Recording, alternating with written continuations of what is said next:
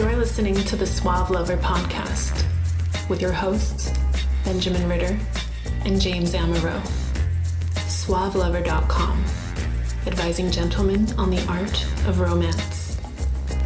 Now sit back, relax, and enjoy today's episode.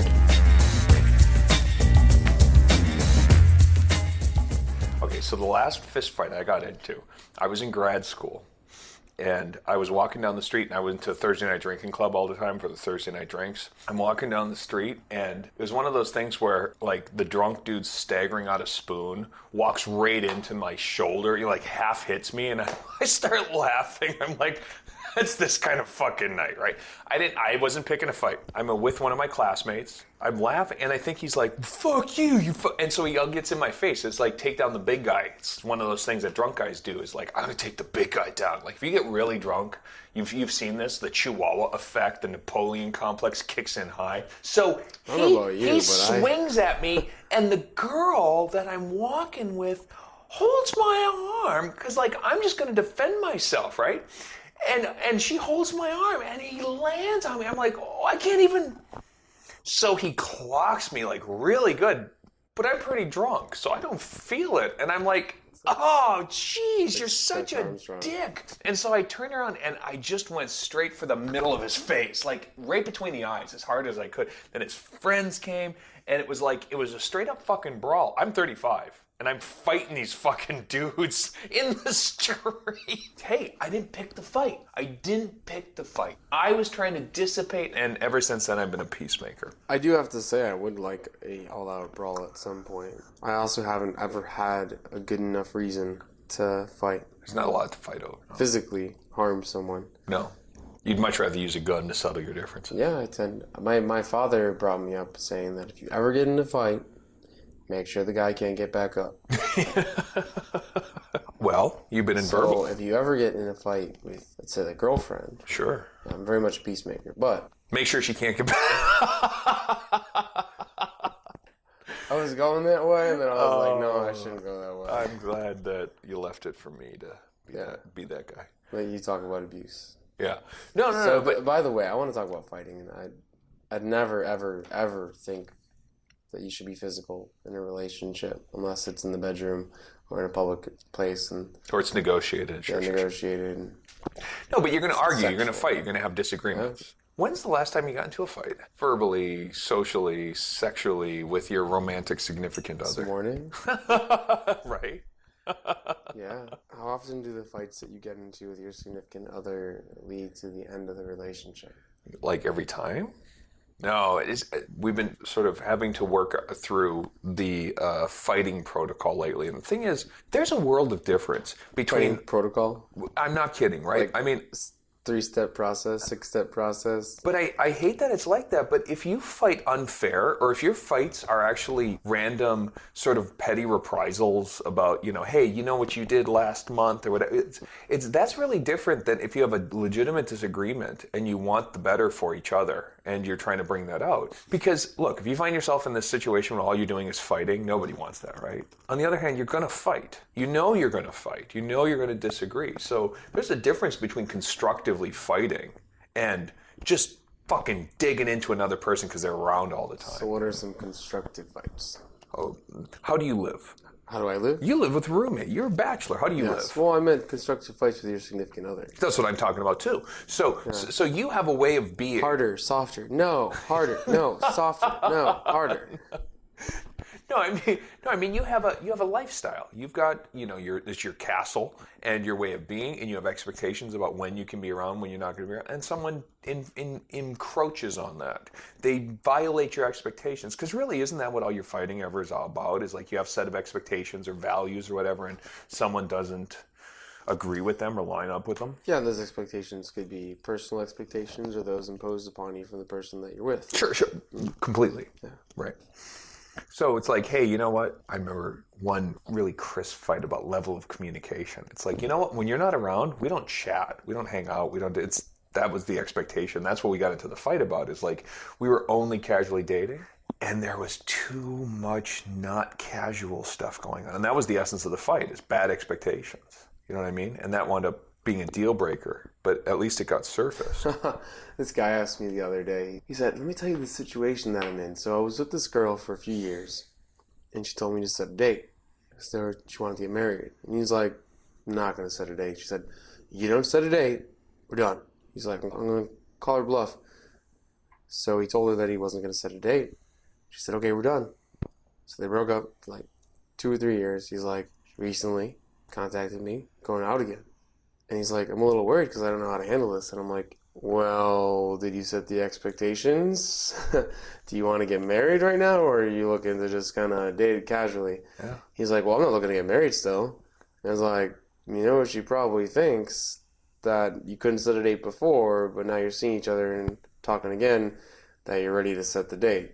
So you need to set that expectation. And that's, if he doesn't set that expectation initially, then he's letting her dictate whatever she wants to impose upon the relationship. And then, and then all you're going to do is fight bullshit. You're going to fight bad expectations. You're going to fight miscommunications. And frankly, I don't think that's like a real good investment of time. You need to set expectations. Well, I think a large portion of the beginning of a relationship, and I say it's like 6 months. Sure. 6 months, what you do is you work through both of your expectations and you come to a compromise. Sure. And you learn what the other person accepts, what they don't accept, and you learn what you accept. And if you're strong enough, you kind of meet in the middle. And after those 6 months, you've dealt with their past, you've dealt with kind of what they want, and you now have some sort of semblance of a way of dealing with conflict if you're going to have a positive relationship. Totally. And if not, at those 6 months that you haven't learned how to do that, you haven't learned to compromise, and you haven't learned how to figure each other out during arguments, it's going to be probably the end of a relationship or a relationship full of abuse. And like you said, constructive arguments consist of what exactly? So let's just contrast this with the destructive stuff. It's easier to talk about. It's easier to talk about the destructive, the bullshit stuff. Insecurities, right? Yeah. It becomes a lot of defensiveness. Well, a lot of the self-help kind of punchy way of coding this would be the 3 Ps. If you get into a fight, you point out things that are personal. It's all about you. It's all about you and how you're broken. Yeah. Very personal. It's not like, guys are sometimes guys, girls are sometimes girls. It's just part of you take it real personal. You offended me and you did it on purpose. You don't give them benefit of the doubt. It's pervasive. They always are trying to hurt you. It's completely. It's intentional. It's malicious. It's pervasive. You always. As soon as you start hearing a phrase like you always or you never, you should brace yourself, because that's going to be a really, really broad indictment of how you are as a person, right? Personal, pervasive, and permanent. It's just never going to change. It's stuck, and it's you're just a bad person. Those kind of fights don't do you a lot of good. Here, tell me about give me some feedback about what a bad person I am. So you got personal, pervasive, and permanent. All this is you're a shitty fucking human being, right? Now that's real different than saying, I don't like this behavior. I don't like this situation. I don't like this whatever. And then your fights are about resetting what you would like from. Being able to say and take ownership for it. This is the thing that I want from you. This is part of what, and the reason we're fighting is because I give a shit enough to actually voice my opinions, as opposed to cutting my losses and finding a replacement that actually is a lot better. The reason why you fight is because you want to improve the relationship. Yeah. Is there any way to respond to a destructive argument that can stop it in its tracks? I don't know, because I think that avoidance is one of the most unfortunate coping mechanisms out there, where you just sort of don't face the problem. And on the other hand, there are a lot of situations where avoidance is probably the best thing to do. Just let sleeping dogs, right? Yeah, if you're insecure about something, usually it's best to maybe say that you don't like it, but then let it go. But then let it go. Yeah.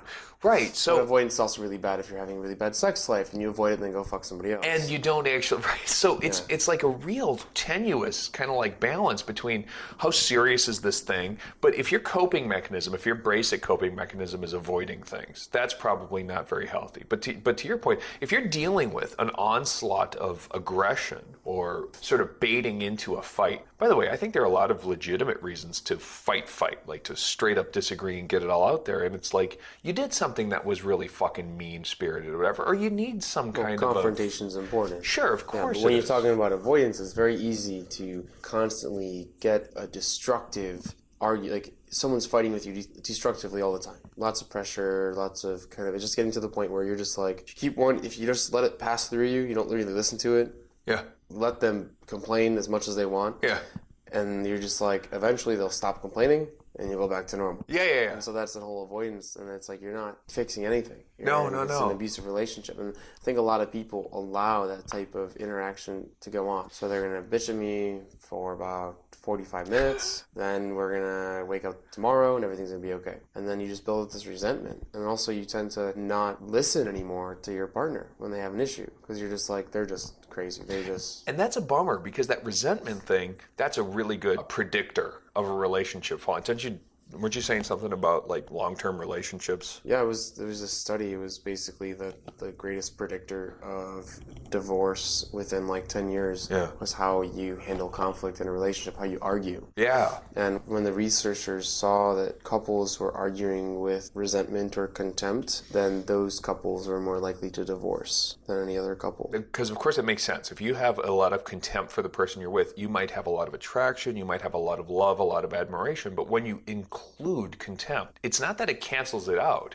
You can have contempt and admiration at the same time. The problem is that contempt will undermine your level of investment, because as soon as you start feeling contempt for something, you could start hating yourself for loving someone, that kind of stuff. And so you have these destructive arguments that eventually, if you have no reprieve from them, just compile upon themselves. And if someone doesn't change how they argue with you or what they're angry about, if you don't figure out a way to compromise, it's building and building and building, and eventually you're going to snap, you're going to break, you're going to stop caring about what the person's talking about, and you're going to find a way to get out of that situation, if it's cheating on the person you're with or breaking up with them. How to Start a Kinky Relationship by James Amaro is the definitive guide to successful alternative romantic relationships. The book has been called 50 Shades of Grey for Real People. Educational, informative, and irreverent, this book has something to offer anyone who is curious and sexually adventurous. Get your copy of How to Start a Kinky Relationship by James Amaro at Amazon.com or in select bookstores today. I'm of the opinion that temperament is one of the biggest foundational elements besides raw attraction and, the sexual compatibility. That's your temperament. It's either like you're kind of like okay with things, you're either easygoing, or you take certain things very seriously, maybe your values are aligned. But if your temperament is misaligned, it's like one of you is really mellow and one of you is high-strung and ambitious, one of you is going to hate the other for whatever the mismatch is all about there. And I think that's going to create the kind of conflict that is personal. It's like, I don't like you anymore. I don't like this thing about you anymore. As soon as you start, you tell me, have you ever sat there and said, hey, you know what? I'm really glad, I feel really good that someone pointed out all my fucking flaws to me in a violent and confrontational manner. Have you ever thought afterwards that resulted in you feeling better or you doing some good introspection? Or seriously, every time I hear that, I discount it. My ego defenses go so high, I discount that shit. Part of a relationship is helping your partner become a better person. And a lot of people don't realize that people come from different realities. Sure. They have to accept the person for who they are if they want to be with them, and they can support them and maybe becoming more, because usually it's becoming more like the other person. Yeah. I want you to become more like me, and I'm going to be angry at you if you don't become like that. That's usually what it is. It usually because they want them to be able to understand each other. Yeah. It's like you said, if there's no alignment, there's no compromise. If two people cannot become a little bit more aligned, then it builds, like, I don't want to hear that you don't like XYZ about me. I don't want, I'm not going to change. This is who I am, and you supposedly want to be with me. Yeah.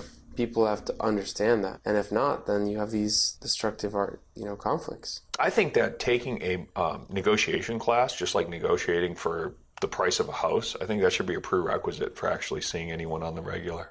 For anyone who might be listening and might be interested, you can take this assessment online too. I think it's called the Thomas Kilmann instrument. It's one of these organizational psych tools, and it tends to describe to you what your general conflict resolution and management strategy is. And they're the things that you might expect. There's accommodating, bending over backwards. There's avoiding. There's competing. There's collaborating. And there's compromising. And they're all a little bit different. The best thing that you can do by the way, I think, is not pick one. It's not like you're better if you're more accommodating or better if you're more compromising. Because there's a lot of times where you shouldn't compromise. There are things about which compromise is not acceptable. They're the essence of your values. It's about knowing which battles to pick. There are some things that really make a difference, and you do want to go to bat for those. And then there are a lot of things that be really good to learn to let go, right? I think it is important to understand how you handle conflict. But what about just the fact that some people just don't know how to let things go?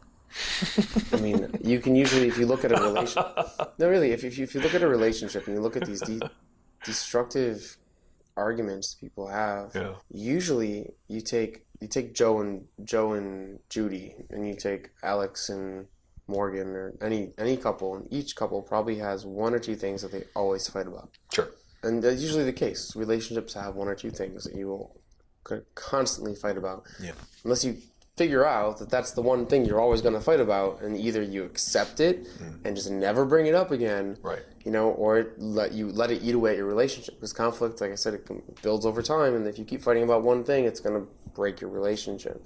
Well, you're an unmarried man who is in a relationship, or same girl. As you know of, I'm an unmarried man. Same here. Yeah. And you know what? We have the advantage of not having kids and not having money issues with a spouse, which are two of the biggest conflict areas for guys who are in serious arrangements. Very true, yeah. It's kids, and so one of the things finances. It's finances, and that is a big indication of value. I mean, people tend to misestimate how important it is to a partnership because it's joint money. I mean, if you're wasting money or they're wasting money, you have an opinion about what is a good investment and so on. So we have the advantage, the luxury of being able to have arguments about sort of the mundane things of being with somebody. I keep coming back to, if you're in a deep-seated disagreement with someone, that's an excellent reason to look for a divorce. That's an excellent reason to look for a breakup.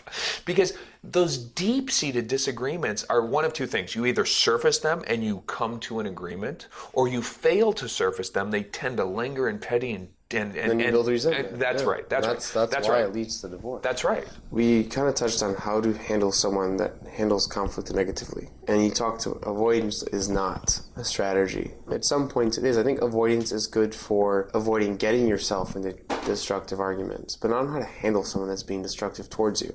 No, I think you're right. No. It's good about putting aside minor things. Mm-hmm. It's good about giving yourself a cooling off time. So one of the worst ways to handle an argument is to be calm when someone is heated. To have a difference in how much you seem to be riled up or feel that the argument's important. Totally.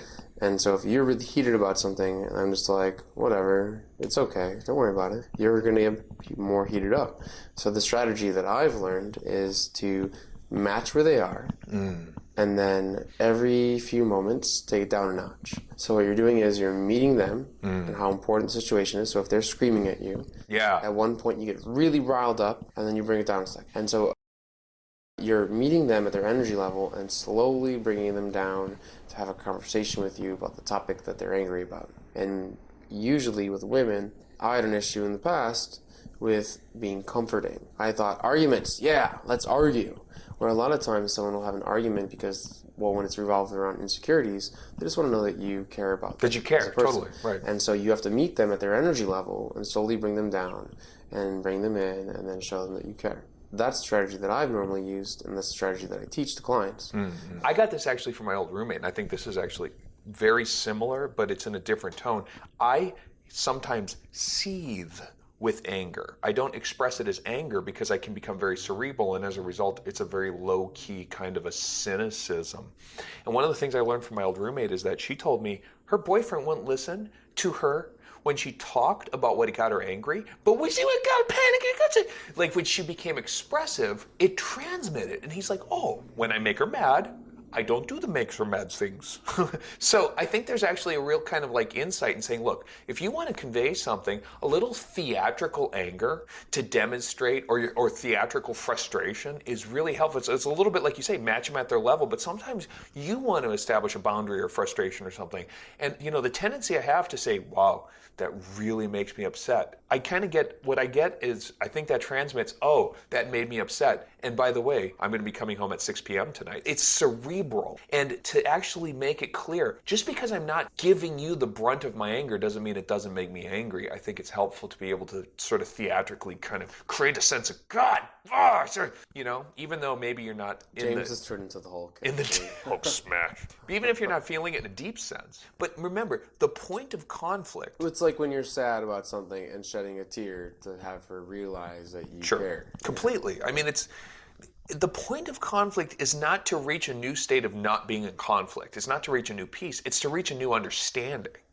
And sometimes it's really easy to miss. It's like, oh, I just don't want to have conflict. I want to resolve the conflict. No. Well, conflict is about deepening understanding. Well, that's funny because if the longer you're with someone, the easier it is to kind of predict how they handle conflict. Yeah. And so you can pretty much tell what's going to cause an argument. Sure. How the argument's going to go. Sure. And how the end of the argument's going to go. Mm-hmm. And I think that sometimes kind of makes someone give less attention to the argument. Sure. Because like if I know this is what's going to happen, the time frame of what's going to happen, and how I'm not going to be able to calm you down, then wouldn't that just piss them off even more? So, so when so I think it's really important to not get in a routine with conflict and destructive arguments, and either to figure out a way to handle them constructively by either preventing what causes the argument, Sure, or having them accept what they get angry about, or also then figuring out how to bring them down quicker from that destructive kind of place. Well, one of the hardest things I've found about that is things that set people off, their triggers, and learning how to handle that is that as the speaker, as the person who's using the words, the responsibility is 100% on you on how your words get taken. And they're going to get taken out of context, and they're going to get misinterpreted. And this is a frustrating reality that's hard for a lot of people to accept. It's like, you shouldn't take my words and spin my... You know what, though? We do. People misconstrue, they misinterpret, they twist words. You'll find whatever you want right from the sentence that I say. That's right. That's right. Say the same sentence to 10 people, and 10 people have 10 different understandings. You're damned. So one of the hardest things to do is to learn how to adjust, not completely modify who you are, but to adapt and adjust yourself to different situations with a particular person. It's like, you know what? I'm just real careful. I'm different around my parents. I'm different around my coworkers. I'm different around my friends, slightly. And they're all legitimately aspects of me, but I modify my behavior, right?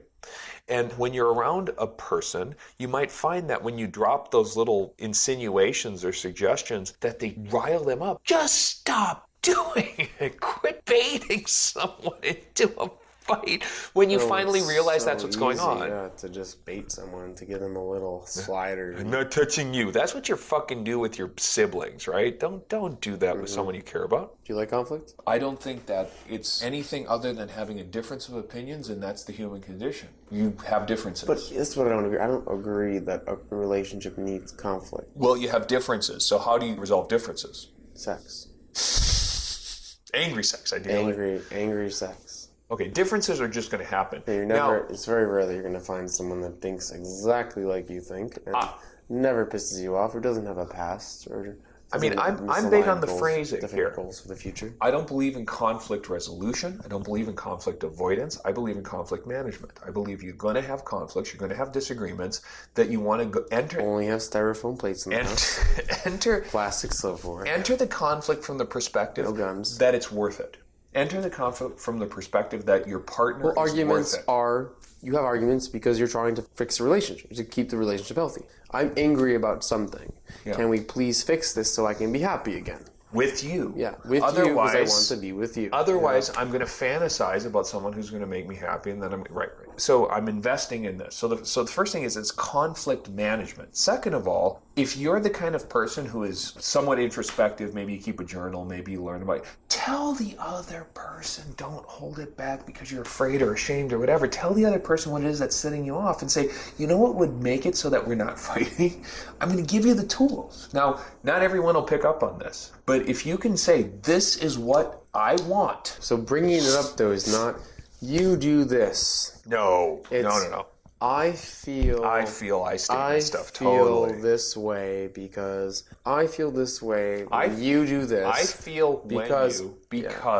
I feel when you because. And this is what I'd like instead. The Essentials by Benjamin Ritter is your concise manual for life improvement and success with women. The Essentials has been called a straight-to-the-point lesson in the lost art of being a man. Packed with insights, this book will transform the way you think about dating and relationships. Get your copy of The Essentials by Benjamin Ritter at Amazon.com or in select bookstores today. So I'll tell you what, I'm really way past the point of changing who a person is. I think most of us pretty soon reach the point where we're like, hey, you know what? We're not going to fix people. But you can change other people's behaviors if some of their behaviors are offensive or frustrating or unpredictable or rude. You can change those behaviors, but now you got to isolate the behavior. A lot of people are learning disabled. I've dated like nothing but learning disabled girls, so I know, right? Well, a lot of people, they come from different relationships and different experiences. That's right. Don't understand your expectations or haven't experienced some things that you have. And right. So they don't understand that this is what you want. That's right. And sometimes it's an easy change. If you can lay it out in words. Mm-hmm. But what if the person responds negatively to your you statement or to your I statement? Sure. Which is, so at some point, I think the question becomes, I'm not happy. I would like to talk about this. What would make you happy? At some point, it just becomes about getting to, you do realize, of course, right? And I didn't. I got to say, I don't know how I lived in the cave for the first 30. I did not get that some people just like to fucking just fight. That old, no. Some people just fucking enjoy it.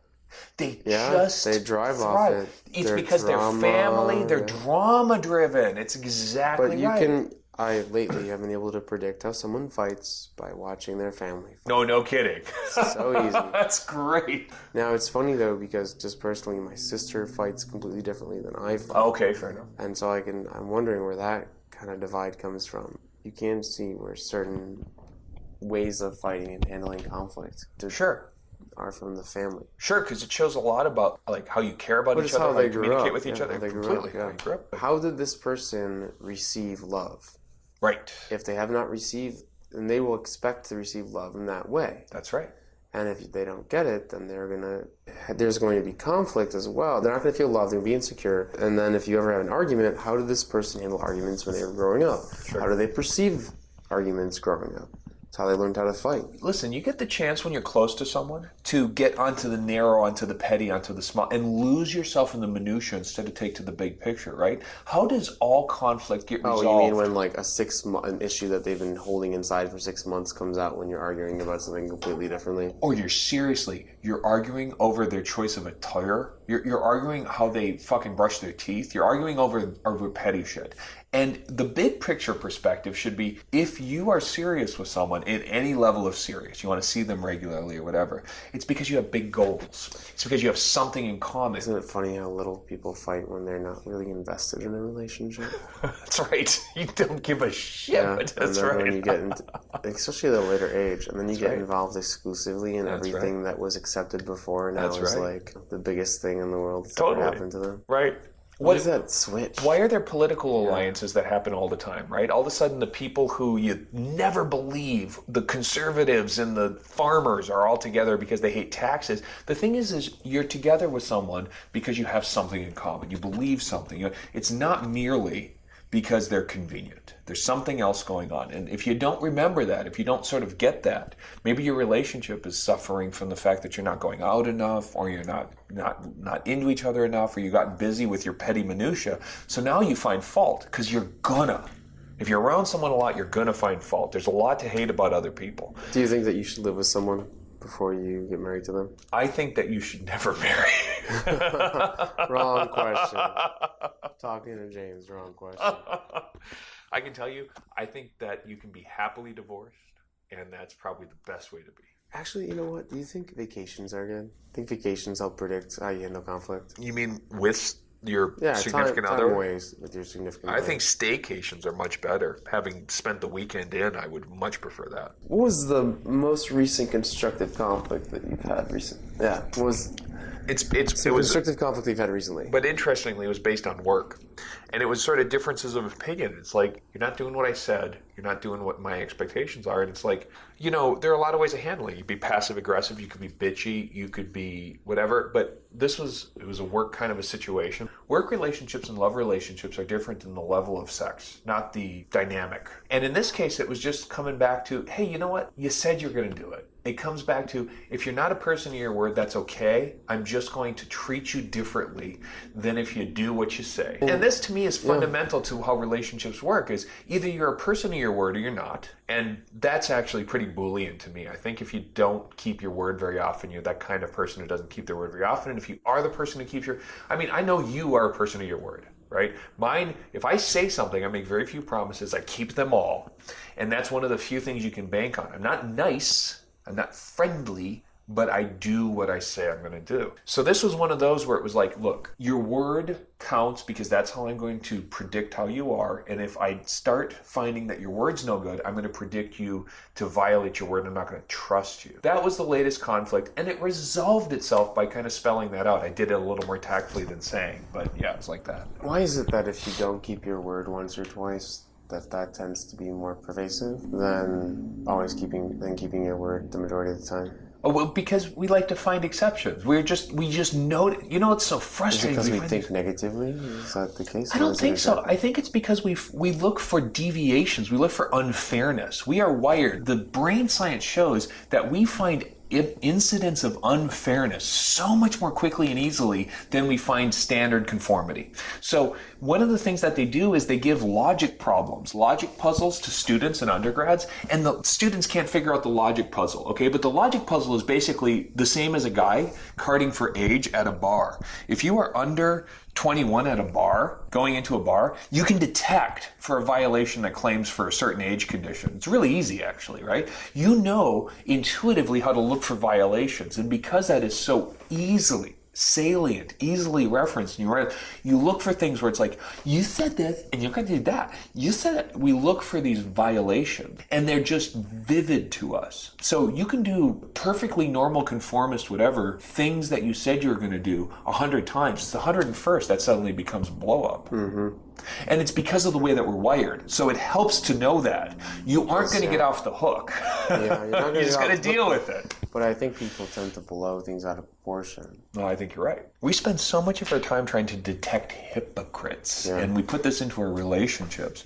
Well, I can tell you this. I'm not consistent. I'm a human. I make all kinds of mistakes. Now, the question that you have to answer for yourself is, can you live with the minor mistakes you're going to make? No, like you said about fairness, you look for a hypocrite. And also, I think, to condone your own actions. So you have these expectations set in a relationship, and conflict happens, and then you're like, well, you used to do X, Y, and Z, but now you're telling me, to do this other thing. So you're looking for a way, I think, to get out of your contract. Most contracts are really only enforced if you get caught. Yeah, there's a point where you don't, while you have a contract, you don't really enforce it. It's like you're working under good faith. Mm-hmm. And as soon as you get into that bad faith area, you become contractual, you become letter of the law, you become adversarial. If I can give any kind of broad sweeping advice about conflicts, it's be the kind of person who doesn't need to worry about a conflict. It's not that big of a deal because your intentions are good, and you can handle the fact that you're going to become, someone's going to give you some petty reprisal. The girl you're with is going to say, you're an asshole. It's like, sometimes I'm an asshole. When you're bringing up conflict, you have to realize when someone is personally doing something to hurt you. Yes, you do. And you have to realize when conflict really is negative. Yeah. And when the person isn't acting in good faith. And so those are instances where you have to know that you need to get out of your relationship. And so there's a really great way to handle conflict, but sometimes pay attention to what it is. Right now, use your best understanding, your best intuition to manage the conflict, because pretty soon Obama's going to take your guns. You won't be able to resolve it any other way. Tasers are still pretty effective. They were saying that there actually should be a law, and I was listening to this, that every first round in your personal guns should be non-lethal. Rock salts, rubber pellets, because how long does it take you to fire that second shot? Not long. Not long. That's right. I mean, usually by that time she's saying, what are you... That's... No. I mean, maybe. I haven't heard that. That's it. been shooting like my whole life, right? So Really? I started hunting at Vampires? 11. What? Vampires? Vampires are part of it. One of the things they teach you in gun safety is never shoot to wound. So to me, a gun is not a device to communicate, stop, please. You do understand. I do understand. It's really frustrating. It's like, this is a tough problem because on the one hand, You've been trained. I've been trained horribly. I feel that maybe your opinion on lethal gunshots. I feel threatened when you point that pistol at me because I feel you don't know how to handle yourself. Because I feel that you would be aiming lethally. You have been listening to the Suave Lover podcast. Visit suavelover.com to become the kind of man that women crave.